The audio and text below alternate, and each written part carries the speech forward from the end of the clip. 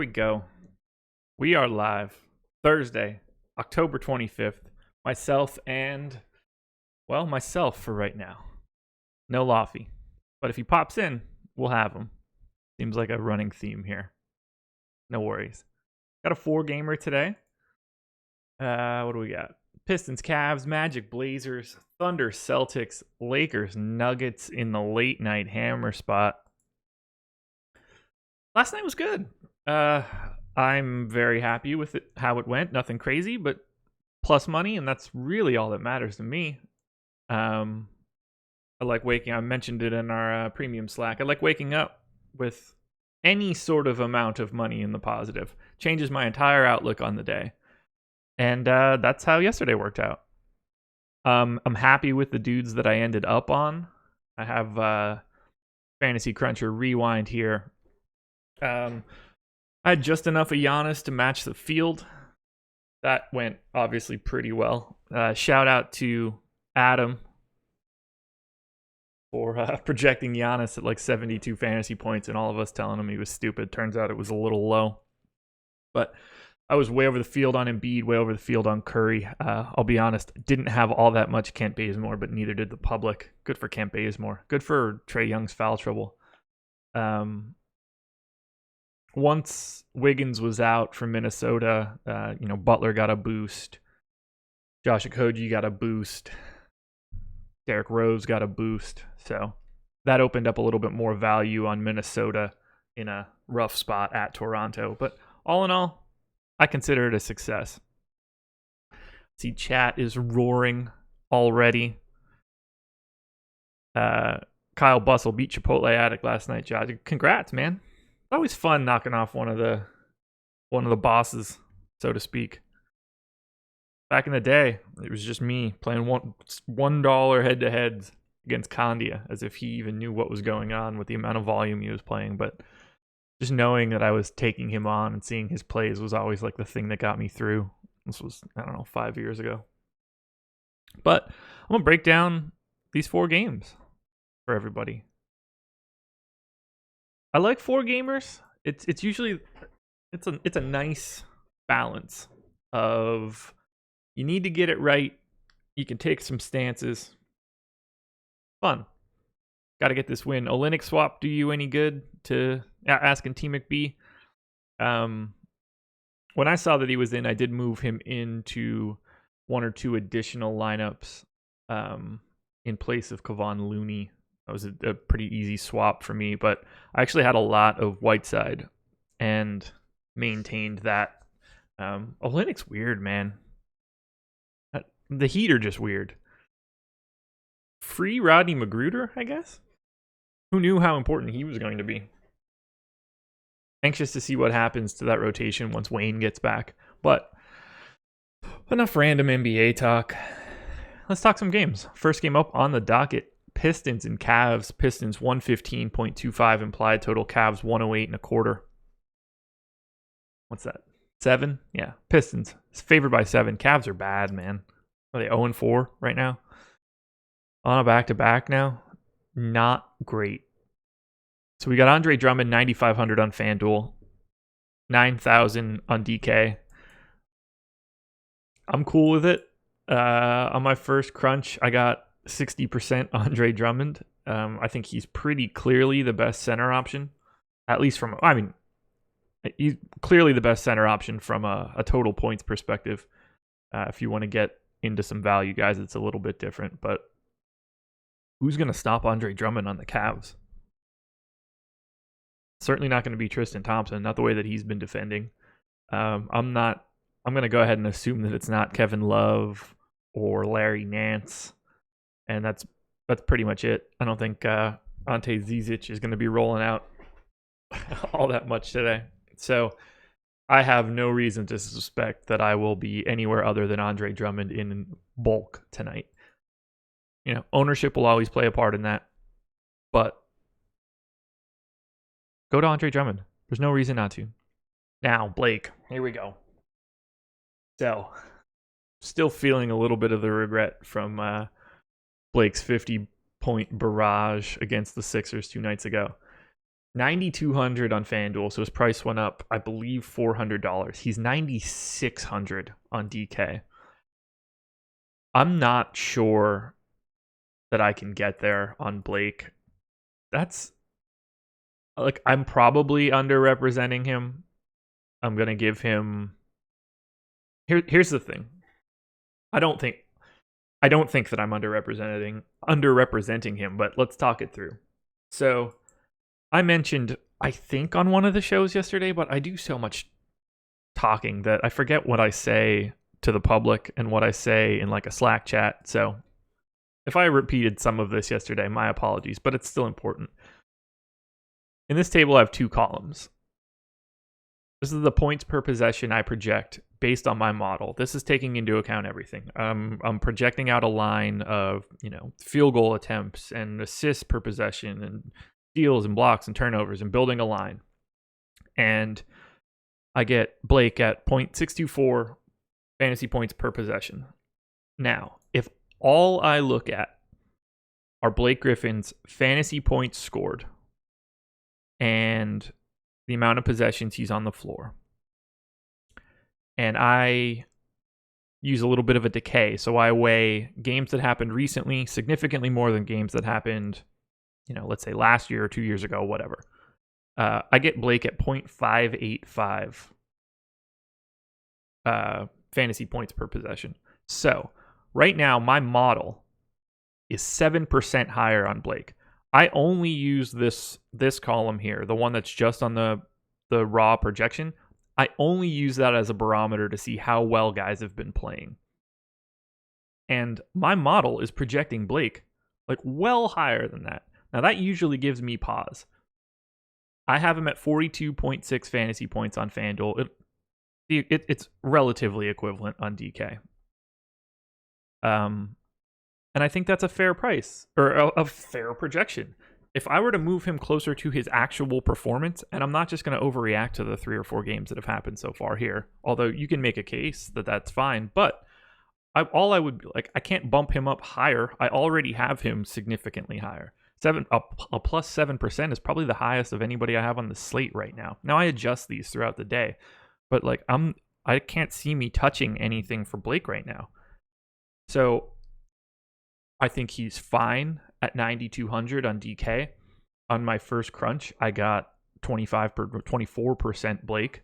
I assume that I'll be somewhere in that neighborhood. I assume that he'll probably be owned more than that. And for 9,600 on DraftKings, I mean, he's too expensive. A $9,600 price point on DraftKings is like a 10-5 guy on FanDuel. I can't recommend it. It's you would really have to think that my projections are dramatically low on Blake Griffin, and I don't have any evidence to think that it should be. So I'm gonna have a hard time recommending Blake on DraftKings. I think it's completely feasible on FanDuel. And again, this is a 4-game slate, so you do get ownership to a lot of guys, but I can't do it. $9,600 is too expensive on DraftKings, in my opinion. This might look like a really stupid thing in February if Blake is a, top 15 NBA player for this season. But for right now, he's priced higher than my model would allow. So that's where I'm at on Blake here. I can't really get behind it. We've got Reggie Jackson at 6,600 on FanDuel, 5,700 on DK. I don't know what to make of this guy. He's getting his shots up, which is great. Cavs defense is not good. Cavs defense right now, 27th in the league in fantasy points per possession allowed. Not a good start to the season for the Cleveland Cavaliers. So, I'm happy to take a look at Reggie Jackson. I'm happy to take a look at Ish Smith. I think it's interesting that these guys have been playing next to each other a little bit. I think that's helpful. So I prefer Reggie Jackson to Ish Smith on both sites just from an overall standpoint. But Ish Smith for 4,400 on DK in this matchup against the Cavs. Sign me up for that. I think it's a good spot for both of these guys. I mean, anybody is in a good spot when you play the Cavs. Their defense is atrocious. So, outside of Blake Griffin, give me some Drummond, give me some Reggie, give me some Ish.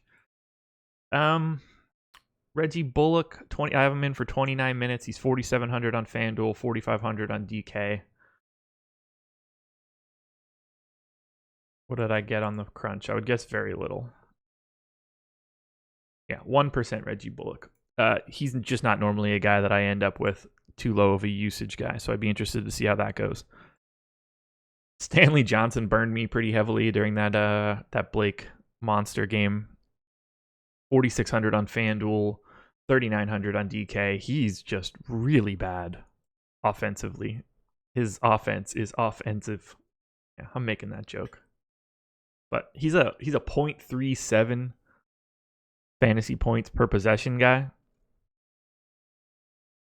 Kyle makes a good point. Bullock's usage isn't there, but minutes are. Yeah, I completely agree. If you're paying down for a shooting guard on one of the sites, like that's a perfectly acceptable GPP option. He's just not a guy that I particularly trust. He's a bit further down the list of guys that I would want from the Pistons tonight. I'd say if I'm prioritizing this team, it would go Drummond,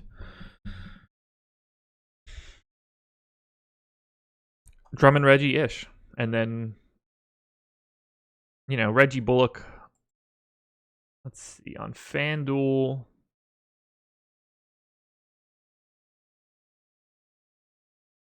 I prefer Ish Smith on DK to FanDuel. I prefer Reggie Bullock on FanDuel to DK, if that's the direction we're going.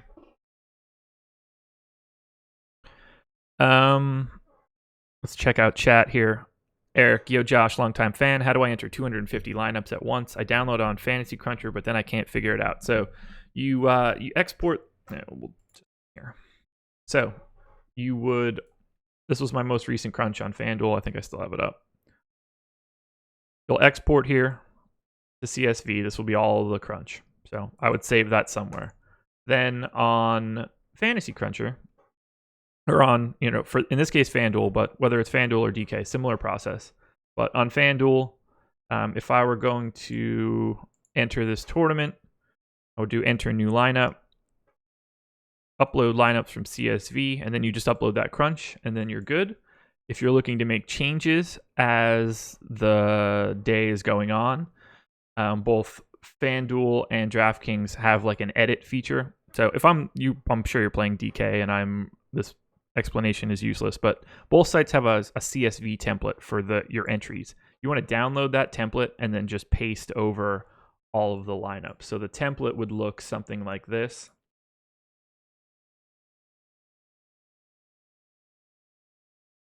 This would be last night's template. So it has all the contests that I entered, and then you just paste your lineups in here and re-upload the sheet.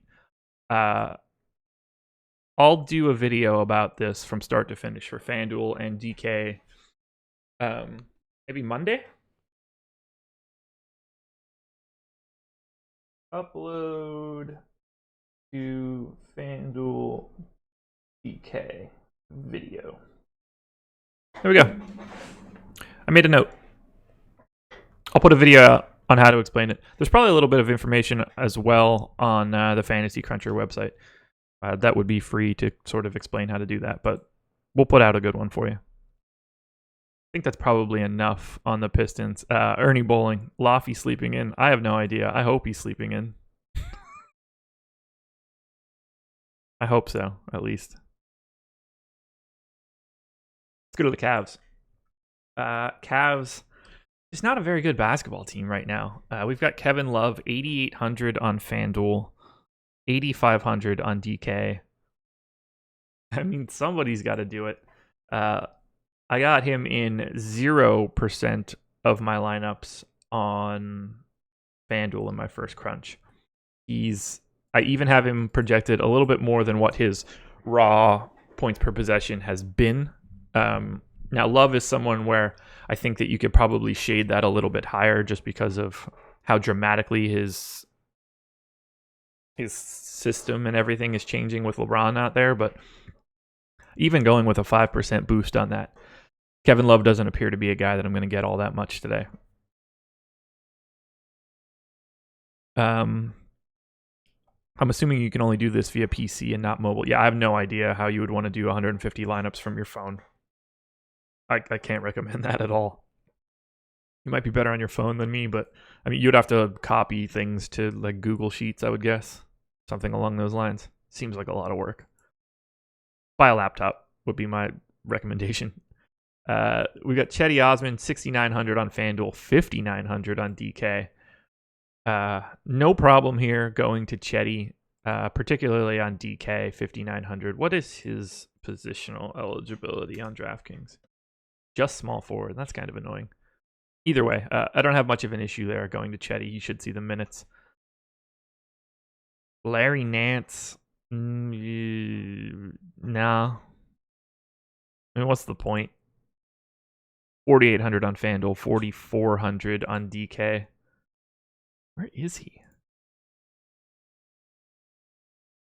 Am I blind? Why is Larry Nance a small forward on FanDuel? No wonder I couldn't find him. FanDuel, get your positions right, man. Larry Nance is not a small forward. Nikola Jokic is not a power forward. There's no way that I would want Larry Nance at small forward tonight. Or maybe I would. 4,800 for a small forward is way different, I guess. I didn't want Larry Nance as a $4,800 power forward, but now I'm not so sure. I might be just wrong. Ignore everything I just said about Larry Nance. If he's a small forward, he almost has to be in play because the rest of the position sucks. I mean, after you get past LeBron and Paul George, you're already down into the... Like, LeBron's at 12K on FanDuel. Paul George is 9,000 on FanDuel. And then we're getting into Cedi, injured Gordon Hayward, or coming back from injury, Gordon Hayward. John Isaac, who's also not a small forward. Stanley Johnson, Lance, after whatever he did last night. I mean, these guys, I guess Larry Nance is in play. I don't trust it at all.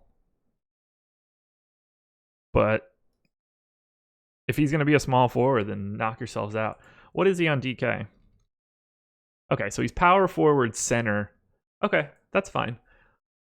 I'm fine with Larry Nance. If Larry Nance is going to be a small forward on FanDuel, then he's playable. If he's got power forward center eligibility on DK at 4,400, again, he's playable. I'd probably end up with more of them than I would ever trust. I would guess he won't be highly owned. I don't have anything to base that on yet until our ownership projections come out, but try not to go too heavy. But there's value in Larry Nance. Here's the one that's scaring me the most. Rodney Hood, 4,400 on FanDuel, 4,500 on DK. You could probably skip him on DraftKings. But 4,400 for Hood is probably too cheap. I kind of like Hood as a bit of a value play. Again, I want to see where Fantasy Cruncher projections don't love him right now. I want to see where his ownership is. So, because if Rodney Hood is projected to be like 6% owned, then I can feel pretty comfortable getting to 15% and not 40 or something stupid. I just have a hard time taking guys from teams that are really, really bad. How did Colin Sexton shake out yesterday? He play okay? The guy I was looking at a little bit earlier in the day, and then he kind of fell off for me once all the value opened up. I'm not going to play Colin Sexton when Derrick Rose is available. Doesn't look like Colin Sexton had a very good day. Sex.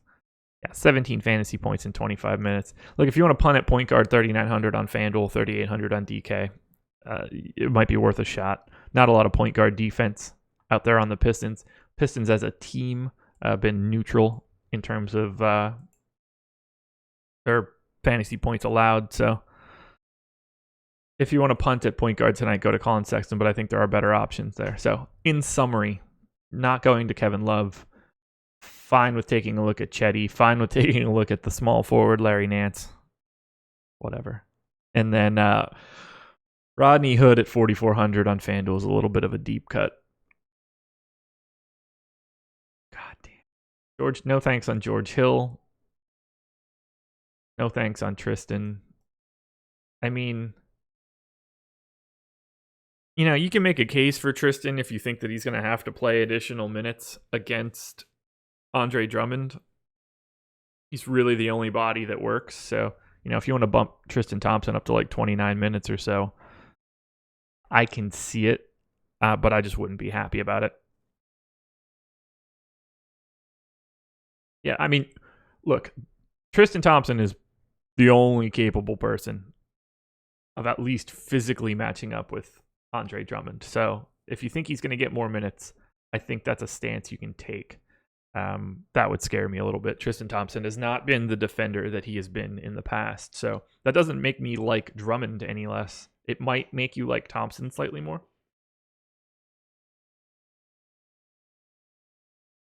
I think we're good there. That was a nice slurp.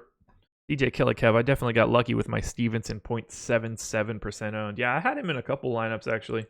I was very happy about that. I also had like one or two. I knew that I had like one or two bullets of DeAndre Bembry last night, and I was like, oh, God, please let those be in like a lineup that catches. They weren't. They weren't at all. What are you going to do? Moving on to Magic and the Blazers, and I have a feeling I'm going to have a particularly hot take here. Maybe not a hot take, but a take that a lot of people aren't going to be with me on. Start off with the most expensive guy on FanDuel and DraftKings, Nikola Vucevic, who has been a bit of a revelation so far this year. Look at his numbers. Vooch this season, most recent 2 games, he was at 8,200 against Boston, put up a 49 burger, and then at Philly, 7,900, 64.6 fantasy points, 27 points, 13 boards, and 12 assists. 12 assists for Vooch. Dude's trying to keep his job. Magic just keep drafting these big guys, and Vooch is like, what in the world, man? The problem is, Vooch is like the big man version of Zach LaVine. People are probably going to freak out about that. Is anybody here to yell at me about Zach LaVine? Vooch is the big man version of Zach LaVine. 8,200 on FanDuel, 7,800 on DK. I like it. No reason not to, but, Nurkic is a tough matchup. I got Vooch on my first crunch. I'll probably be over the field on Vooch, barring any sort of weirdness. I just, I like the spot. Let's take a look and see how Vooch has done against Nurkic in his career.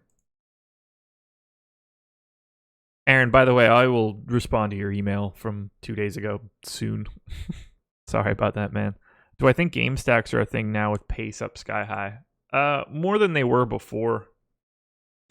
In my past research, I've had trouble getting to any stacks with any sort of regularity, though. I don't mind when they come up organically, but I don't like to focus on them. Pace isn't that much higher than it's really been. I want to say the average is like 3% higher than what I've been projecting. So it's not as crazy as it seems. And if I remember correctly, pace was up quite a bit at the beginning of last season as well and slowly tapered off. I was giving everything like a 3% boost to start last year and slowly dropped that from like 2.5 to 2 to 1.5 by the end of the year. Something to keep in mind. Yeah, let's look at the play index and see how Vooch has been in matchups against Nurkic. Now, this is not something I normally put a lot of weight into, but I do like to see it as like a tiebreaker. Like if Vooch has been particularly awful against the Blazers, a team that doesn't really turn over a lot, then I'm not that interested. But most recent game, December 15th, 2017, Vooch went for 26 and 14, which is not great. Like, that's solid, but you're going to want a little bit more than that. I mean, that's 26 and 14. We're looking at what? I mean, it would be north of the projection. You wouldn't be mad. You'd be right around 5x. Nurk, on the other hand, 24.5 minutes. Didn't get into foul trouble. Just went for 9 and 11 in the previous game. They played a few times here. This one would have been a month before that. Not the best game out of Vooch. Not really the best game out of Nurkic. Game before that, February of 2017. 25 and 9 for Vooch, 12 and 5 for Nurkic. So nobody going crazy. That's what I like to see. Doesn't appear to be just a smash spot. So I like him. I will definitely have a solid amount of Nikola Vucevic. Probably my second most owned center. But I don't expect the 60-point 10 assist game that we just got out of him against Philly. Aaron Gordon, though, 7,600 on FanDuel, 7,100 on DK. He's a guy that, pretty much in line with my model on both sides. I got 20% Aaron Gordon on my first crunch. It wouldn't shock me if I ended up with more. This is a spot that I'm totally fine with having some Aaron Gordon. A little bit tough matchup. Guys like Mo Harkless, but Harkless just isn't out on the floor long enough. They've got some guys that can deal with Gordon a little bit, but I will still be going to Gordon. The minutes are too hard to pass up there, especially in a home game. Portland's defense so far this year, right in the middle of the pack, so nothing to worry about there. Never Google, 6,300 on FanDuel, 5,600 on DraftKings. I didn't get him at all in my first crunch. I don't generally trust him. Very reliant on the 3. Let's see where the Blazers are in giving up 3s so far this year. Blazers defense from 3. They are 8th in the league in 3-point attempts. That does not fit a script of Evan Fournier having a big game, so he's a guy that I'm going to largely avoid. Jonathan Isaac, 5,500 on FanDuel, 4,400 on DK. Does he play point guard on FanDuel? Morons. I'll have some John Isaac. I think he's feasible on both sites. What's his eligibility here on Isaac? There we go. Nope, not Isaac Bonga. Just power forward. No issues with John Isaac. 27 projected minutes for me right now at 5,500 and 4,400. It's a pretty nice price point. What's he been doing lately? Where you hiding, John Isaac? Where are you hiding, John Isaac? Again, small forward. These stupid positions, man. Killing me. 35.4 in his most recent game at Boston. Price went up $200, but 18 and 12. He's not going to go 8 for 12 from the field anytime, but I do like seeing him take 12 shots. If we can get his usage up in like the 17, 18, 19 range and not in this low 14, 15 range, that will definitely help out Isaac. Again, on FanDuel, I mean, you're scraping the bottom of the barrel at small forward pretty regularly. No reason to not think that John Isaac can do something. DJ Augustin, 4,500 and 4,700. Not really a great play for me on DraftKings, but on FanDuel, worth a punt. Terrence Ross, 3,700 on DK. I get any of them on FanDuel? Yeah, I think Terrence Ross is worth a look as a punt. Has he done anything this year? I went for 26 at Philly. If I'm ranking my priorities here, though, it's Aaron Gordon with a bullet, and then Vooch, and then probably Isaac. Now, we're going to get into the hot take portion of the show. Portland, 110 implied total. Just honestly a little bit lower than I would have expected. But we've got Dame Lillard, 9,800 on FanDuel, 8,700 on DraftKings. Dame is a guy that, my model's in line with. I got 13% Dame. I actually got more Dame than I got Russ on FanDuel on my first crunch. So I have no issues using Dame here. The ceiling is there. And he's Dame Lillard. And there's a very low amount of quality defense in the backcourt for Orlando. The guy that I want the most, and I don't like saying it because he has not been great. CJ McCollum started the season 7,200, dropped to 71, dropped to 7, now at 6,700 on FanDuel. CJ McCollum still getting 25-ish% usage, still playing 30-plus minutes easy. McCollum took 25 shots against the Wizards in a 1-point loss in 38 minutes. He was 1 for 9 from 3. He was 5 for 25 from the field. I'm going to go ahead and assume that CJ McCollum isn't just like an awful shooter now. His price is down, so we need less out of him. 6,700 on FanDuel, 6,100 on DK. I got 57% CJ McCollum on my first crunch, and I fully expect to be north of 40. CJ McCollum is one of my favorite plays of the day. I can't imagine not wanting to go that direction. He's simply underpriced for what his ceiling is.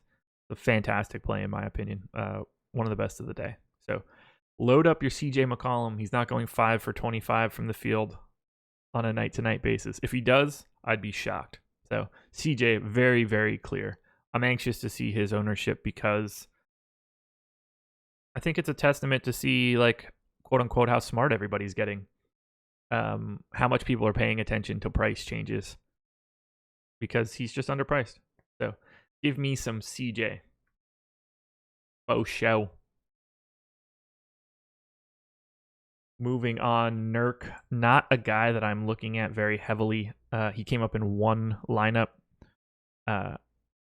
He's significantly higher projected in Fantasy Cruncher than he is in my numbers. But I would much rather have Vooch or Drummond or pay down even further. So I don't see me getting to much use of Nurkic. 7,500 on FanDuel, 6,700 on DK. Just not for me.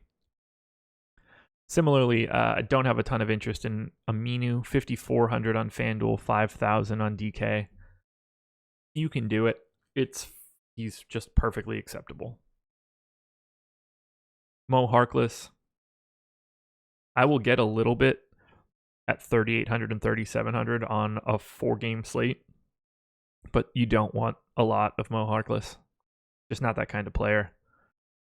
Sauce Castillo, Nick Stauskas, 4,300 on FanDuel, 4,000 on DraftKings.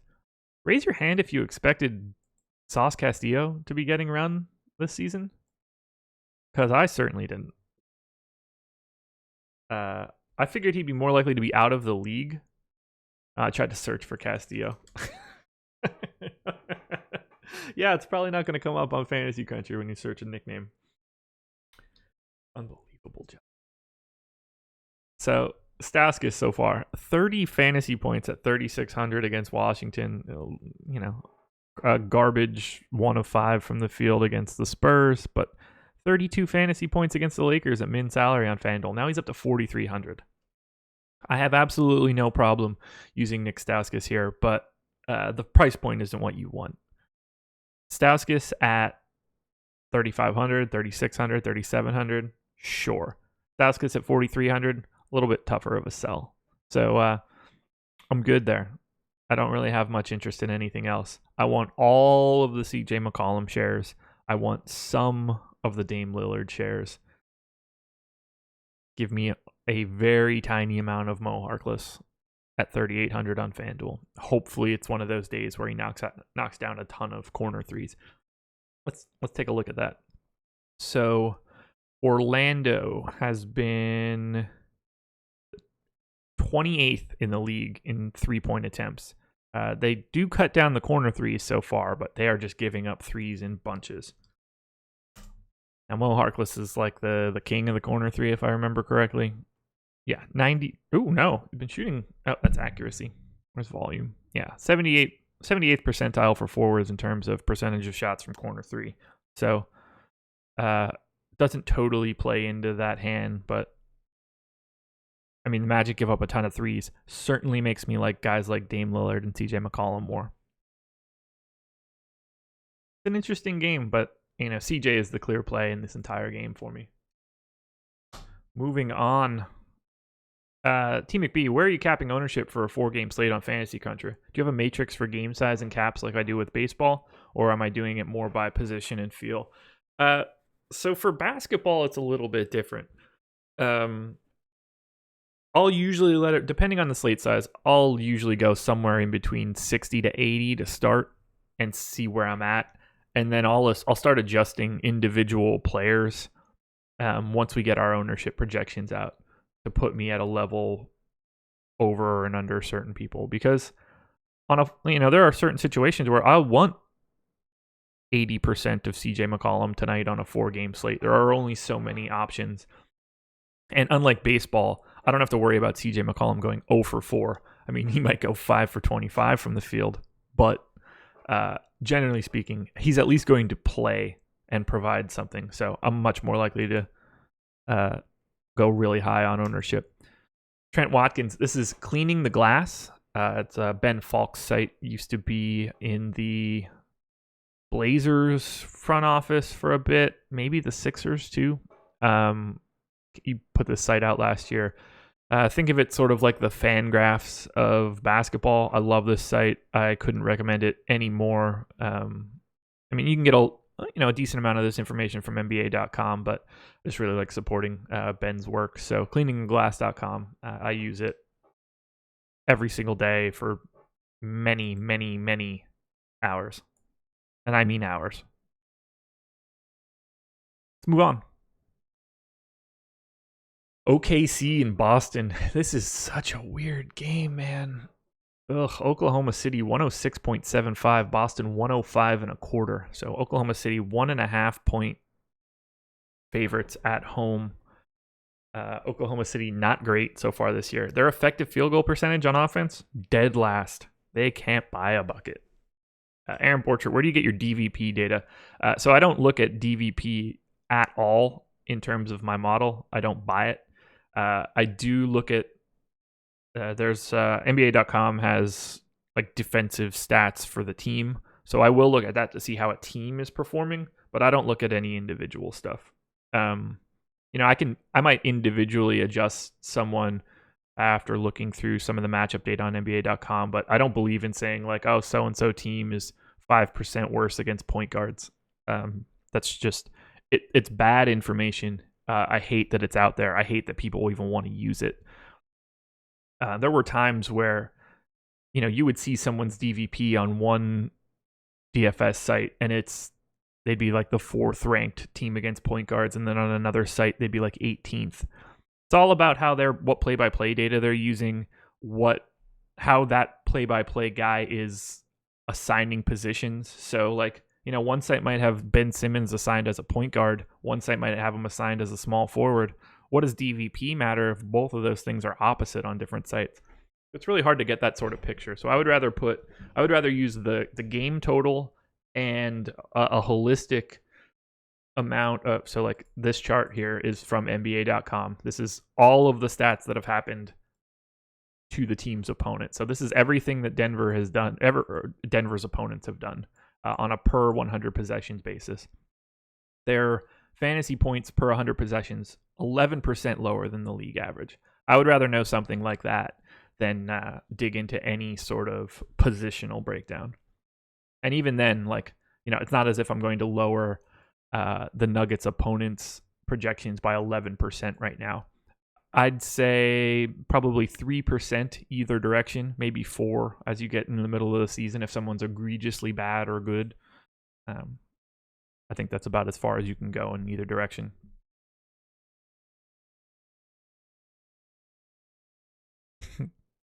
Legowski, not even playing tonight. Just want to say F Kevin Love. Couldn't agree more, but I'm a big Kevin Love fan. It's not tonight. Ted, WTF is happening in the NBA. Thanks for everything you do, Josh. Quite welcome. Happy to be here. This is fun. It's a great way to start the day. And like I said, I had a good night last night, so I woke up a little pep in my step. 40 plus ounces of coffee will also give me a little pep in my step. Let's break down this Oklahoma City Boston game. First up, the man Russ, 12.5 on FanDuel, 10.5 on DK. A little bit of a price discrepancy. Where's Russ on the... Okay, so Russ is the second most expensive guy on DraftKings, $200 behind LeBron. Yeah, not going to get to a ton of Russ at 12.5 against Boston. That seems like a really terrifying spot to be. I got 6% on my first crunch. Fine with that. I'll take whatever I get of Russ. I just don't expect to get all that much. On DK, I think it's a different story. 10.5 price isn't bad. Cheaper than LeBron. Again, though, I wouldn't want to just jam him in because Boston's good defensively. Boston, where are they at? So they are 4th in fantasy points per possession allowed. Been 7% better than average. I don't think that I'm telling anybody anything super crazy about how good their defense is. Per cleaning the glass, Boston is... This is just general defense. Literal points per 100 possessions. Boston, 2nd in the league. So it's a really, really, really difficult matchup. Boston is not short on guys to throw at Westbrook to drag him down. So I don't like much of Oklahoma City. With Russ back, Schroeder 6,700 on FanDuel, 6,300 on DK. Doesn't strike me as a spot where I want to be all that much. Again, I'll take a small flyer on him, but that's about it. I don't have a ton of interest in Paul George, 9,000 on FanDuel, 8,200 on DK. It's just a bad matchup. Now, their ownership should be pretty low, so be a good example here. Like, if Josh Hart and Dennis Schroeder would be a good example, ignoring their projections for right now. But let's say that Dennis Schroeder is projected to be 5% owned and Josh Hart's projected to be 35% owned. I'll likely go to more Dennis Schroeder there because I don't think the gap between the two of them is like 7-1. But for now, there is not a lot to like here. $7,400 Steven Adams, 6,800 on DK.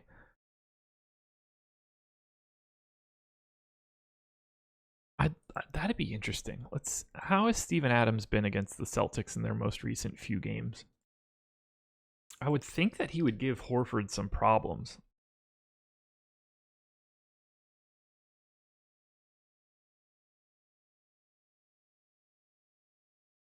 Take a look at chat here.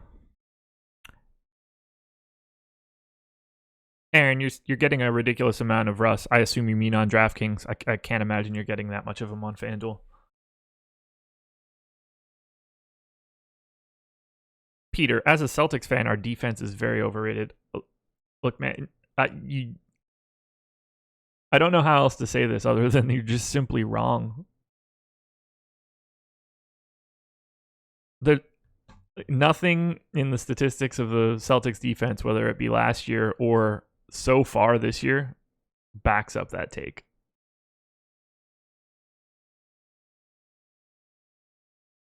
They're giving up 98.7 points per 100 possessions. The fact that their offense is 27th is the problem. But they're 5th best in defensive effective field goal percentage. They're 6th best on limiting offensive rebounds. They don't put anybody on the free throw line. 2nd best in the league in limiting free throw attempts. They are, without question, I don't see that there's any way to say that they're not the best defense in the league. They are 0.3 of a point behind Denver. Denver does not have the same defensive pedigree as Boston, so just regressing that to where you would expect them to be, Boston's the best defense in basketball. I'd have a hard time having a discussion otherwise unless you want to talk about someone like Utah. Ben Michaels, I'm new to basketball, mass multi-entry, tinkering with quarter entries for now. That's exactly what you should be doing. So great start there. What size player pool do you generate 150 lineups from? Do you straight up exclude players or set a max percentage? I don't exclude anybody ever. I let the projections do that for me. I think my player pool last night had like 60 guys in it or something along those lines. Honestly, my recommendation then, Ben, would be to go to Fantasy Cruncher, use the lineup rewind tool.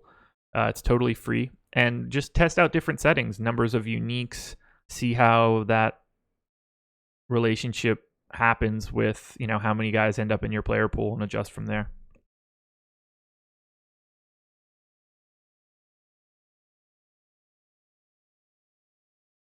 Let's see. Anyway, back to OKC again. Oh, yeah.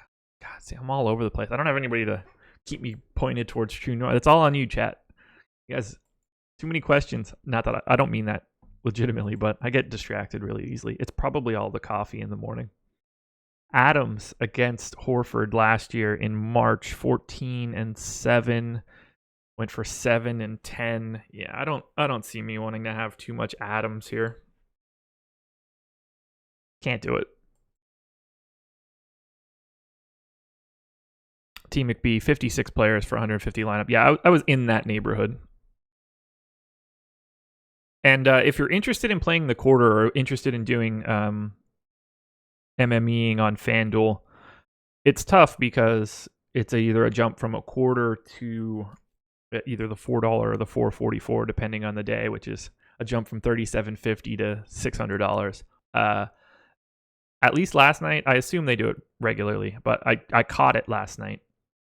They'll open a second quarter. So the first one was a 20K guarantee. The second one was a 10K guarantee. So I doubled up. I entered the same 150 in both, but I got 150 into both quarters from FanDuel. So if you're trying to do that and you're looking to get a little bit more skin in the game, you can get into 2 MME quarter tournaments. Charge this watch too. I'm going to pass on Oklahoma City almost entirely on FanDuel. Little bits of Russ, little bits of Schroeder. That's the best I can do. Boston, on the other hand.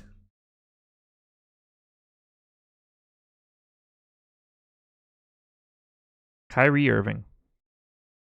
I don't know what to do with this dude. So let's look at Kyrie's game logs so far.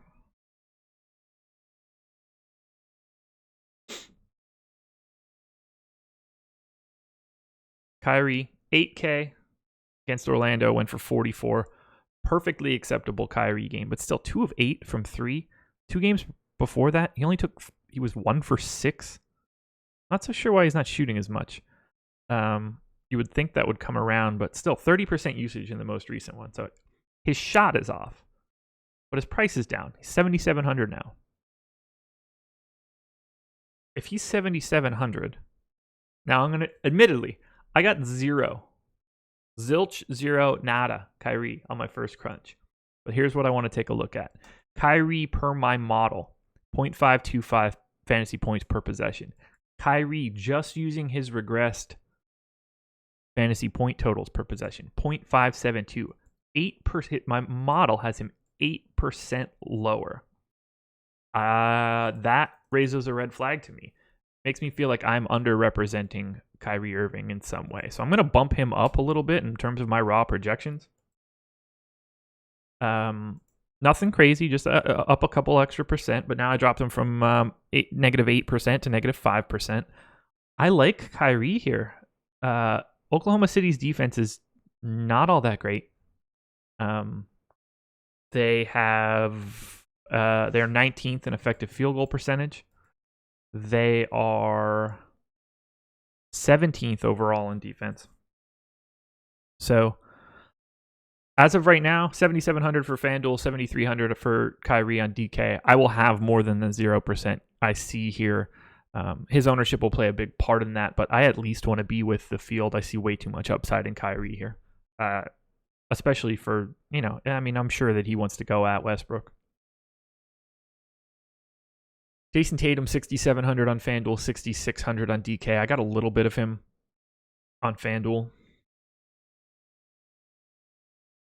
9% on my first crunch. I'd say that I like him a little bit more on FanDuel than I do at DK. No problem taking him here. He scares me. Torrey Rump. Kyrie is an easy fade for Rozier. Yeah, we'll get to Terry. We'll get to Scary Terry. So, a little bit of Tatum, perfectly fine. Horford, 6,600 on FanDuel, 6,000 on DK. I don't have a problem if you go there, but he is not the guy for me. I just don't normally trust Horford. I didn't get any Horford, and I have him projected 5 more points than Fantasy Cruncher. So if you're looking for another reference point, I'm high on him, and I still don't get him. Jaylen Brown, sure. I think we need to at least talk a little bit about Gordon Hayward. He's 5,600 on FanDuel, 5,500 on DK. So Hayward's price has come down to like where he should be for the amount of minutes that he's playing. When they started him out at 7,400 on FanDuel, ludicrous. 7,100 on FanDuel, ludicrous. 6,500, ludicrous. 5,600. I'm willing to take a look at that. I like Gordon Hayward quite a bit today, particularly more on FanDuel than on DraftKings, where he's only $100 cheaper. I'm going to have some Gordon Hayward. It's a small forward position that I don't entirely trust. Now, I'm going to limit myself here because he doesn't have the minutes to like go nuts. If he's playing well, he's still only going to play like 26 minutes today. It's not like they're just going to let him rip out there. Or at least I wouldn't expect them to. Not the Celtics, at least. But I think that he's a very, very nice value play at small forward tonight.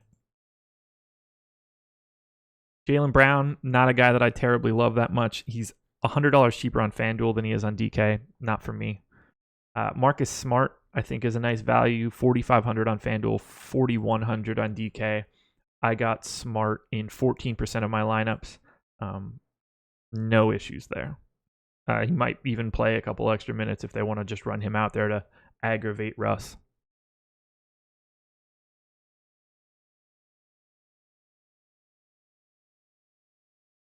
Scary Terry, 4,200 on FanDuel, 4,300 on DraftKings. I had too much Scary Terry in these first couple of games. Rozier, 0.44 fantasy points per possession in my model, 0.47, a 6% increase. Or my model is 6% lower than what his actual performance has been. So I got 59% Scary Terry on my first crunch.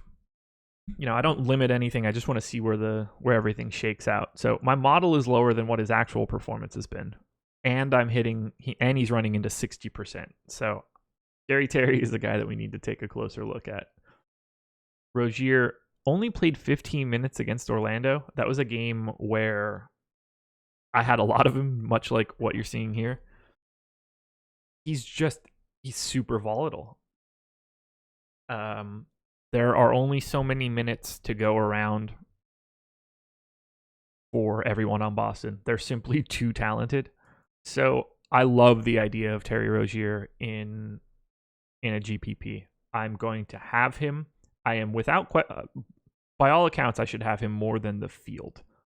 But I don't want to go too much more than that if that number starts to creep up and he starts to be a chalk value play, because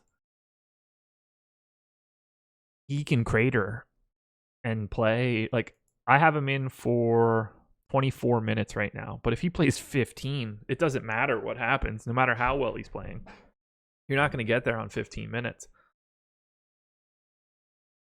So would it shock me if Terry Rozier went for like 35 fantasy points today? Absolutely not. He could play 28 minutes if he goes on a heater and Smart doesn't look good. But to me, he's a GPP guy only. There's too much variability in his playing time. But good God, is he underpriced if he hits a certain minutes level? He's too good of a player to be priced where he's at if you can be confident in his minutes. So love him in GPPs, just don't go too crazy. Trent Watkins, is this spreadsheet available or is it my personal sheet? It's my personal sheet. I get that question daily, easily. I know it seems like it's a lot of window dressing. Most of this is just fancy colors presenting data in a different way. Very little is actually being calculated in here. Most of my stuff is already done by the time it gets in this Excel sheet. I just make it look better so that everybody can see it better on the screen. But I'm sure everyone still wants it. But it really wouldn't be all that valuable other than just organization of information. But yeah, it is not available. Where are we at? That's probably it for me on anybody else in this game. Get your Terry Rozier in GPPs. A little bit of Marcus Smart, a little bit of Gordon Hayward, and then pay attention to Kyrie Irving's exposure for the day, or expected ownership for the day. Speaking of, do we have that yet? We do not. Do I import the daily matchups table? No. I actually have the entire schedule already in my sheet. As the day switches, it just marks them off as today's date and updates that table. How do you create separate tables and boxes on one sheet like that? Just if you have a group of data here, just insert table. Easy peasy. Final game. Lakers. And the Nugs. Lakers finally getting on the board. Picking up a win against, the Suns, who are a glorified G League team with Trevor Ariza on it. 117.5 implied total for the Lakers. 121.5 for the Nuggets. The clear late night hammer, the clear high scoring game. So we're going to see some popular plays coming out of this one. Need to hash it out. Start with the Lake Show. LeBron James, 12,000 on FanDuel, 10-7 on DK. The interesting part about LeBron so far, this is not something I would have expected, even with these suspensions. Usage rate, 27, 29, 26. I would have projected him in the high 30s. Hell, for today, I have him at 33. I have a hard time dropping it much lower than that. Maybe I'm wrong. This is a big game for them, both for the season and just, keeping the momentum going.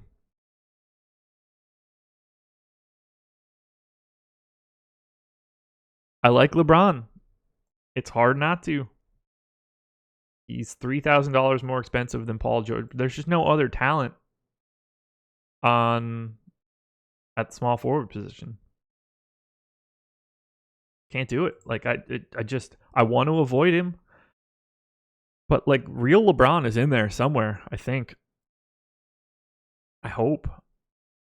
Again, I will pay close attention to his ownership. I would guess that if LeBron were 50% owned, I would make a push to have more of, I don't know, the guy that isn't, whether that's Russ or Jokic or Drummond. I would just try to have more of those guys. But I'm not going to get away from LeBron at 12 or 10-7 because it's in there. Now, I'm a little nervous at the fact that the Nuggets defense is the number one defense in the league through 4 games. That kind of scares the shit out of me. But I'm going for it. I will have LeBron James. It's a 4-game slate. To avoid him is kind of crazy to me because he's got a ceiling unlike most. Kyle Kuzma, 7,200 on FanDuel, 7,400 on DK. Not really a direction I'm going to go all that much. I'd rather have Aaron Gordon for $400 more. I like the top half of the power forward spot more than I like Kyle Kuzma tonight. Lonzo, 7,300 on FanDuel, 6,400 on DK. Sure. I didn't get any.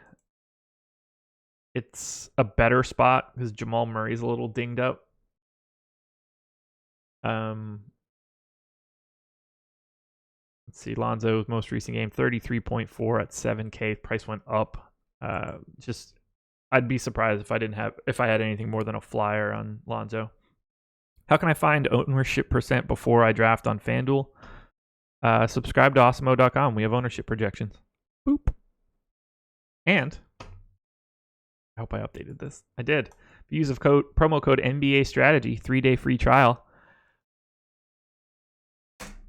It also includes Fantasy Cruncher packages, so you can test out Fantasy Cruncher as well. Check it out.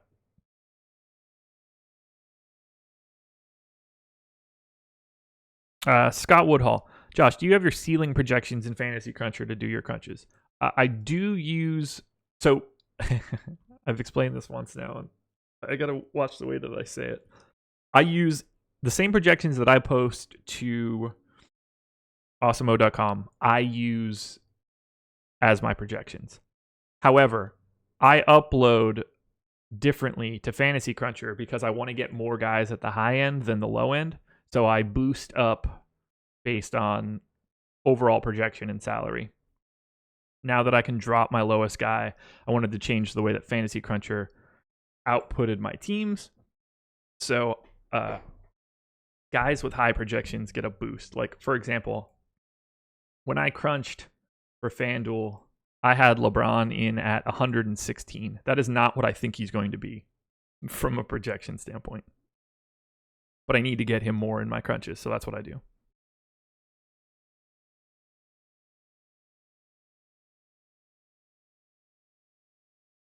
Hey, Mike Thomas, don't be giving Gotta Get This Win any ideas. DFS videos in Excel are my jam. Plenty of room at the inn for people doing this sort of stuff on YouTube, I promise. Josh Hart, 6,800 on FanDuel, 6,200 on DK. Not a direction I'm really looking to go as of right now. Simply too expensive. Second most expensive shooting guard on FanDuel. I'd much rather just pay $100 less for CJ McCollum. JaVale. Okay. 6,200 on FanDuel, 5,300 on DK. Certainly playable on FanDuel or on DraftKings at 5,300. I don't know what to make of JaVale.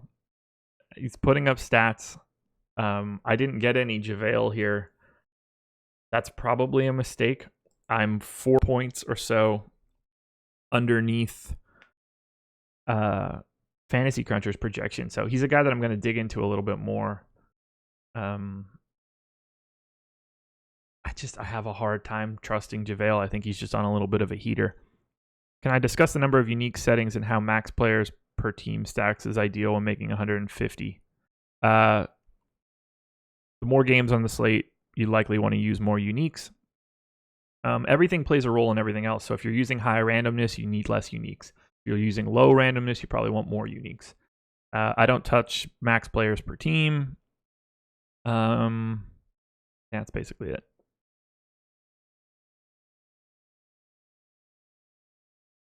If you want to go to Lance, 3,900 and 3,700, I think that's a nice punt play on both sites. 3,900 for KCP on both sites. Minutes are just dwindling more and more and more, so I'd rather just have Lance. When push comes to shove, all I really want out of this game is LeBron. From the Lakers side. Now, from the Denver side, I basically just want the entire damn team. No more slurp. I got the slurp right here for you, Destin. Sorry, apparently that was the choke, not the slurp. We'll take what we can get. So Nikola Jokic, 10-3 on FanDuel, 9,800 on DraftKings. Newly minted power forward on FanDuel, Nikola Jokic. Love it. I got him 60% on my first crunch. He'll be one of the highest owned guys I have, regardless. I love Jokic. There's no one on the Lakers that can stop him. So, sign me up. I'm going to have a ton of Jokic. I don't really have anything else to say. Just load up on Jokic. Now, Paul Millsap, 6,900 on FanDuel, 5,800 on DK. I said this a couple nights ago. Jokic played like 24 minutes, didn't go well, but I have no problem playing Jokic and Millsap together. I will be playing Jokic and Millsap together. I have quite a bit of Paul Millsap right now. I'm a little bit higher on Millsap than Fantasy Cruncher is right now, so even if I dial that back, Millsap hit my 60% cap on my first crunch, so I will happily have a ton of Paul Millsap. Gary Harris, 7,100 on FanDuel, 6,500 on DK. Another guy that I will happily have. Gary Harris, most expensive shooting guard on FanDuel. Craziness. But, no Will Barton's going to do that. I had 20% Gary Harris on my first crunch. I like him on both sites. I will have him on both sites. Not a problem. Jamal Murray. This is a tricky one. 6,800 on FanDuel. 5,900 on DraftKings. I got a lot of them on my first crunch. Murray is a guy projecting relatively neutral to his raw totals. But yeah, I got 33% Jamal Murray. And I'm right there with Fantasy Cruncher. The problem is Murray is super dinged up. I want to make sure I get it right. Sore leg. Dealing with 2 rolled ankles and a tibia contusion. I don't want to have that much Jamal Murray. So I would expect that once I see our ownership projections, I will cap Jamal Murray at whatever the public is at. I don't feel comfortable going heavy on Jamal Murray if like both of his legs aren't at 100%. That seems like a tough sell here. And it's not a great matchup. Like if Lonzo's out there for 30 plus minutes, Lonzo is a really good defender. So while I did get 33% Jamal Murray, I will not be anywhere near that number to start. In a vacuum, Jamal Murray at 6,800/5,900 I think is a really good play, but he is not 100% Jamal Murray right now. Trey Lyles, I think, is a reasonable spot. Juancho Hernan-Gomez, I think, is a reasonable spot as punt plays both at small forward and at power forward. It's, the Lakers are bad. Is really all, this is a high total game.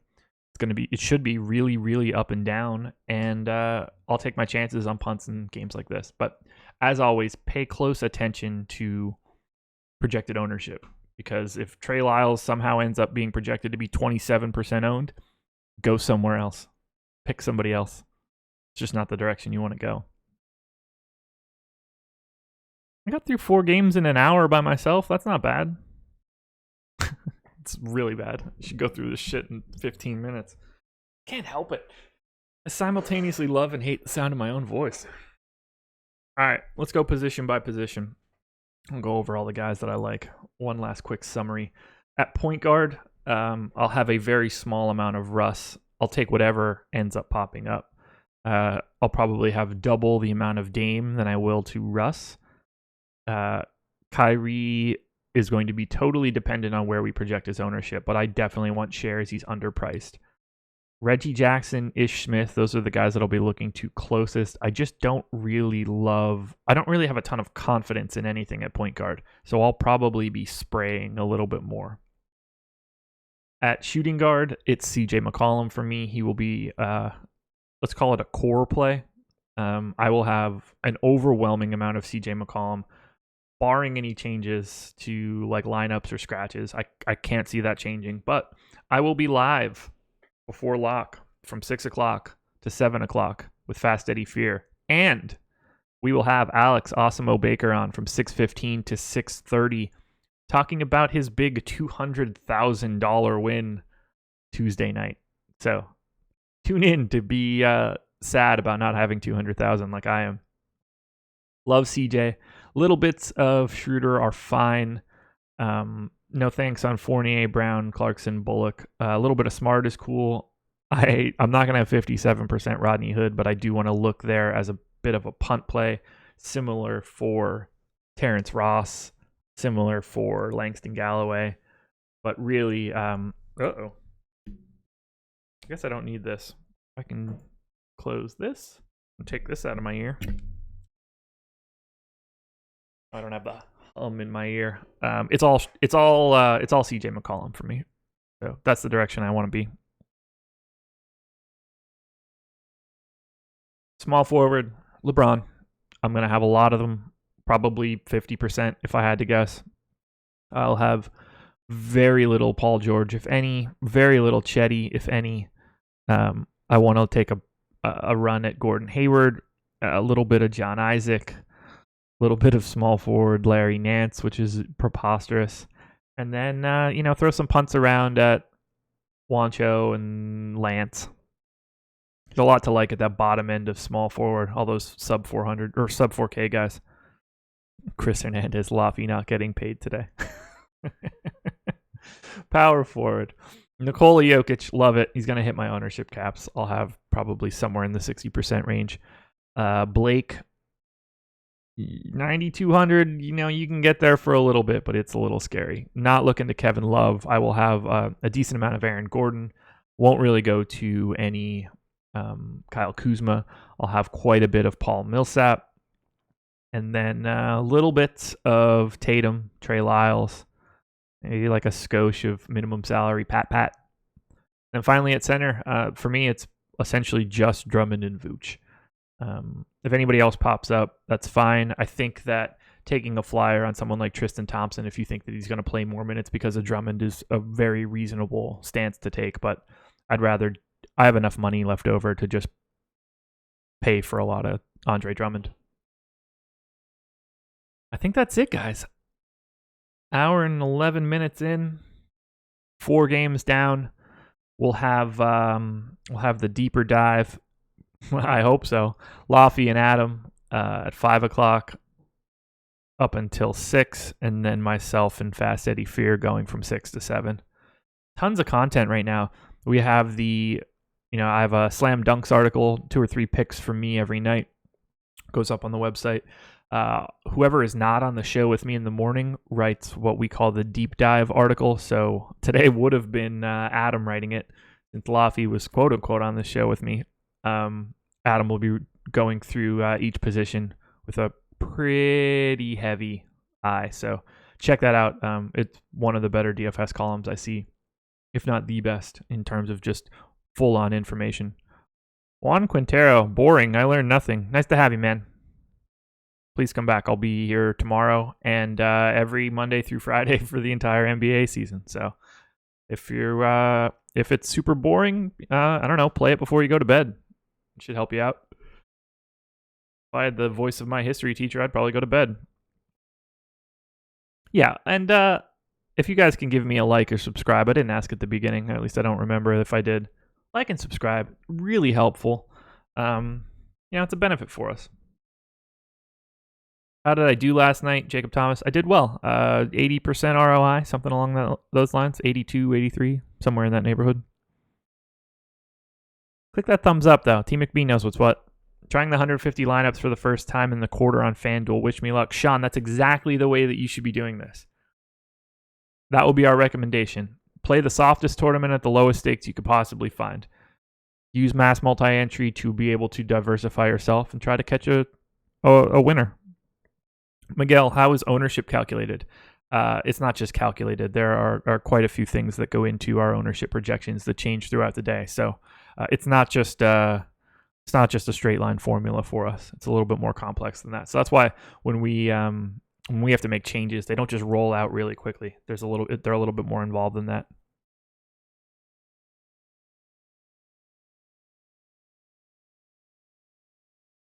Yeah, team. If you have 600 hours between now and mid-June, Josh will have more content for you. Yeah, for sure. Without question. All right, guys. Thank you very much for joining me. I love this show. I love hanging out in the morning. I love that we're getting, what do we have right now? 297. We got up to 315 on a Thursday. Wait, hold on. I thought I was... now I'm good? Crazy. Whatever, one. I love you too, buddy. Getting 315 people in here at a time on a Thursday night or a Thursday morning 4-game slate in the middle of 10 o'clock in the morning. Love you guys. Couldn't be happier. Best of luck tonight. I'll see you guys on the live stream tonight. Good luck, good luck, good luck. And Laffy, where you at, man?